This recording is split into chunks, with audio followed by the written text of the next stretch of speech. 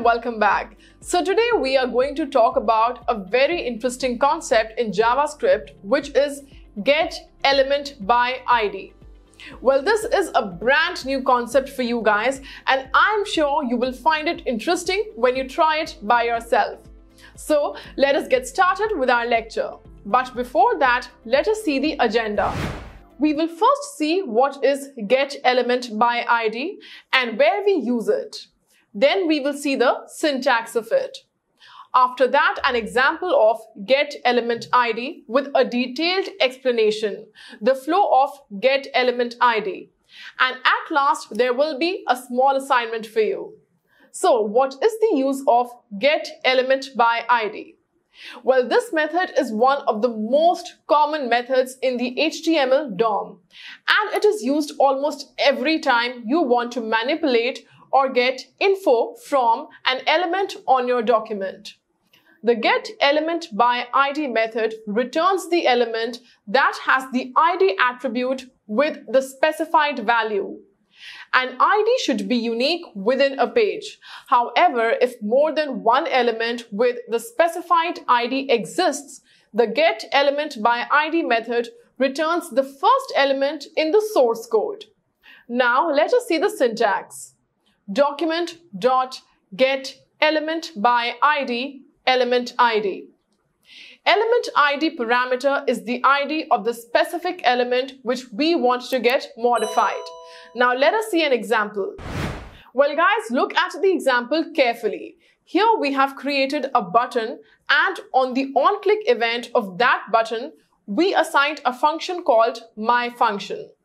And there is a paragraph having ID demo.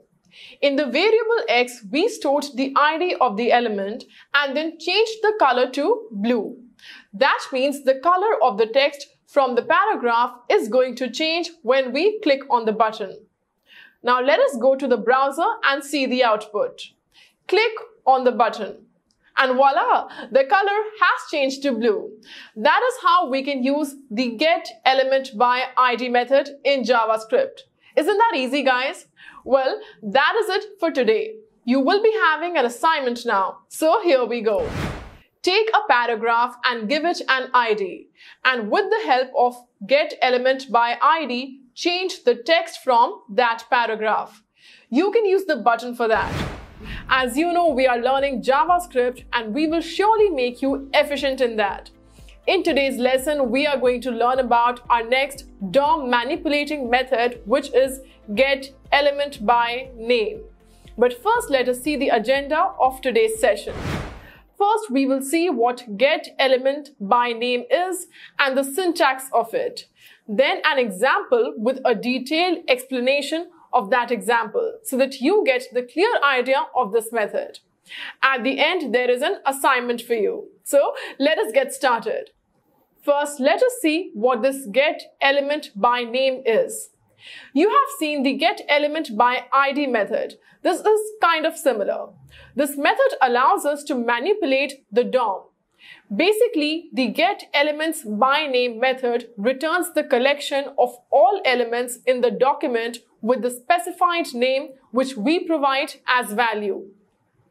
The HTMLCollection object represents a collection of nodes. The nodes can be accessed by index numbers, and the index starts at 0. Now, an important point to keep in mind is you can use the length property of the HTMLCollection object to determine the number of elements with the specified name.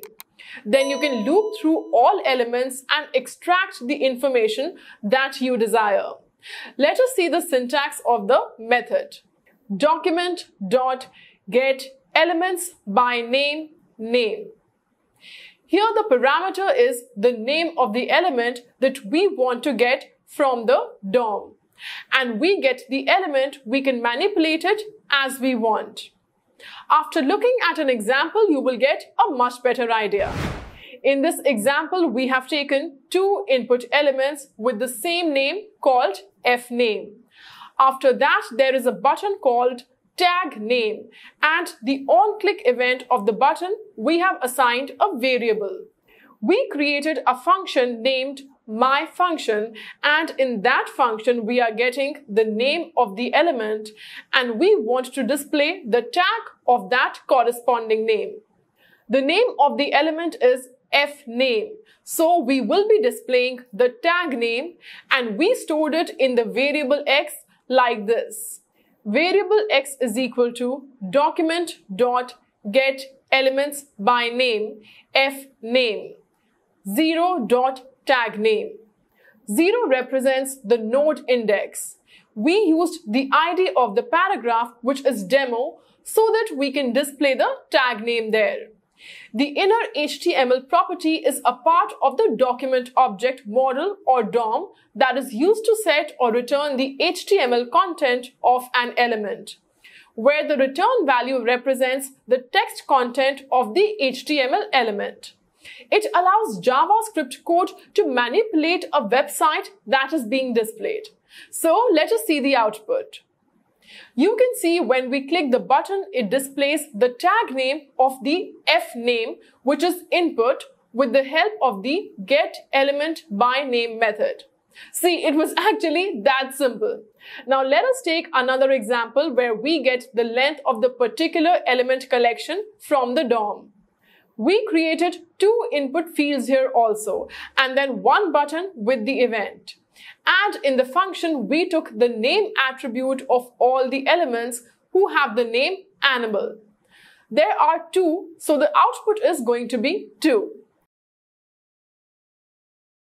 Because there are 2 input fields that have the name animal. So I'm sure you understood this method, and if not, don't worry. You can ask your queries in the Q&A section. And here is an assignment for you. Create 2 radio buttons and check the length using getElementByName.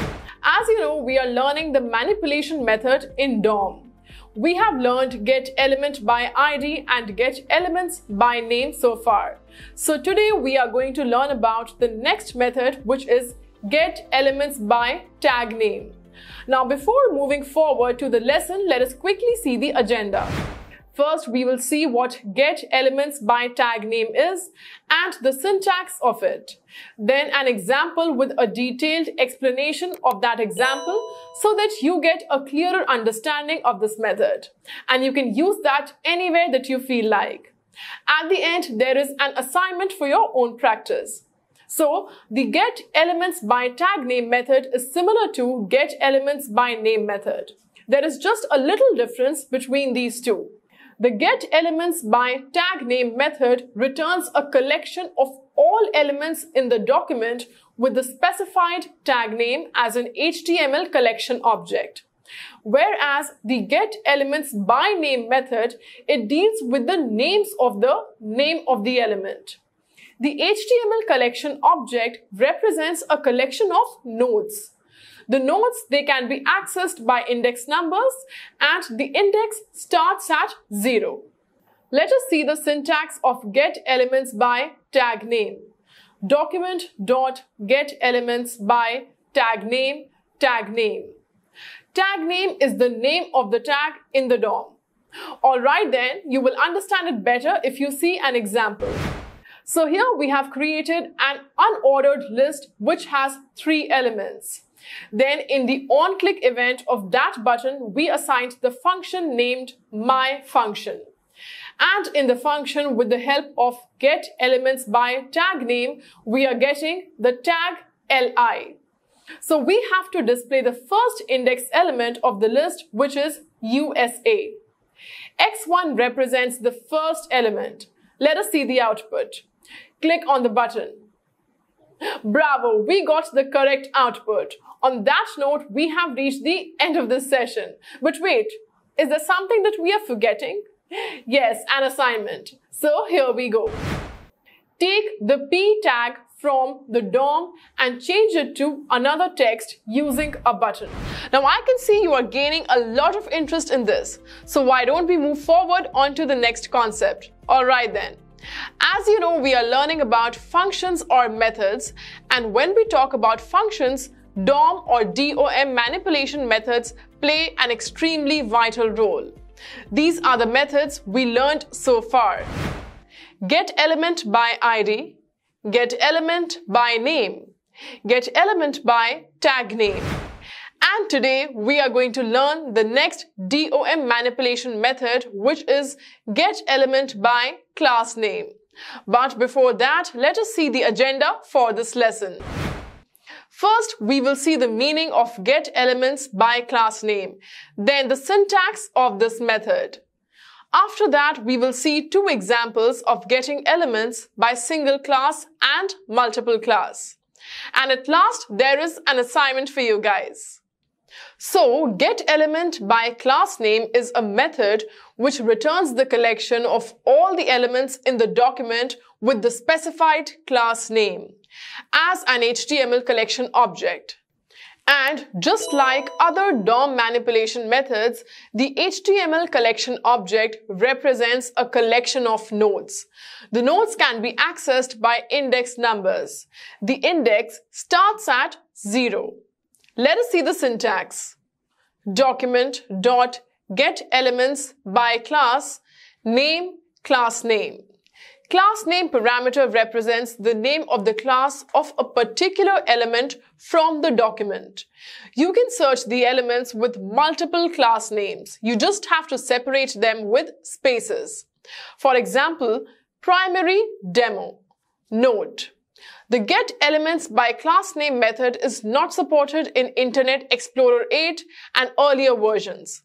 Now let us take a simple example for your better understanding.